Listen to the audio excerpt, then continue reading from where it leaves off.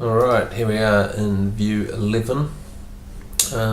Just wanted to have a little bit of a play around with some snow. Now, I've been using it probably for about 15 minutes, 20 minutes, so it's still a bit grey, but anyway, what I'm going to do is I'm going to try and have a bit of a play around with the snow and see what it's capable of.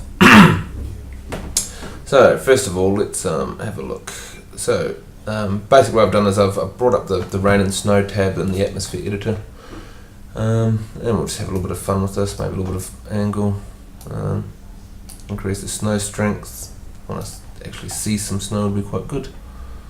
Now, I have noticed that it's kind of an area around the camera.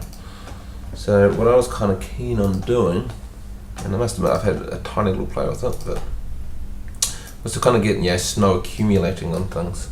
So I'm just going to try and accumulate snow on this. And so I had a little look in here, and if we go into the function editor, you can see, just get rid of that one, that we can bring in a thing here called particle collision density. And in here you can, there's one little thing I haven't done yet. Data received. One thing I have noticed is that it loves to crash. Oh no. Hear me. There we go. We have to enable collisions. Oops. Cool. I'm not exactly sure exactly what those things do, but I know that if you smooth it, it looks quite nice. Alright, let's just go back into here again. Alright, edit the function. And plug that into the colour. Actually, what I'll do is I'll map this to like a nice little rainbow colour. That's a good one. Excellent, there we go. Okay, and that should be set to our atmosphere now. So it says physics atmosphere. Nice. Hit OK.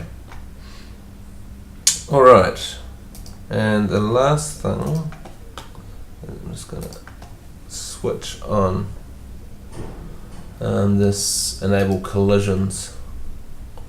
So in theory now, if I just do a short animation, and we'll just do a little push in on it, 5 seconds. Just a nice subtle push, and we'll look down on it as well. How's that? Cool. So very simple little animation. And if we render this, you can see we're getting pink appearing where our snowflakes are colliding. Now there is a little gotcha with this, because what I noticed was that if I go and copy this material, actually, I'll just save it there, right? Save as New data received. I tried doing a snowy street, but I just kept crashing all the time. So we'll call this snow test. Alright. Let's just also, while we're in here, I'm going to try and see what happens if I go and say share layer. Cool. So that now I can apply to my ground. I haven't done this before, so.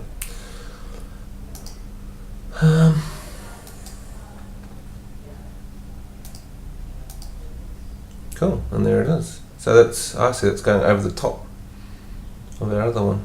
Interesting. Don't know exactly what they'll do, but let's just leave it at that for now anyway.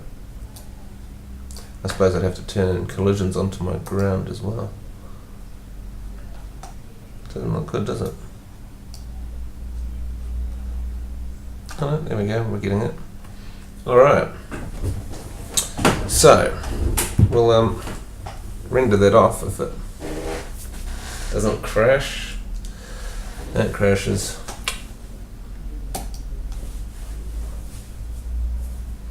So, yeah, I'll come back to that in a second. We'll just pause the recording. So here's one I baked earlier. So very, very simple settings in here. You can see if I play this, as our snow hits our object, it starts to accumulate, which looks pretty cool. Just So that was our last frame. There's a snowflake right in front of us.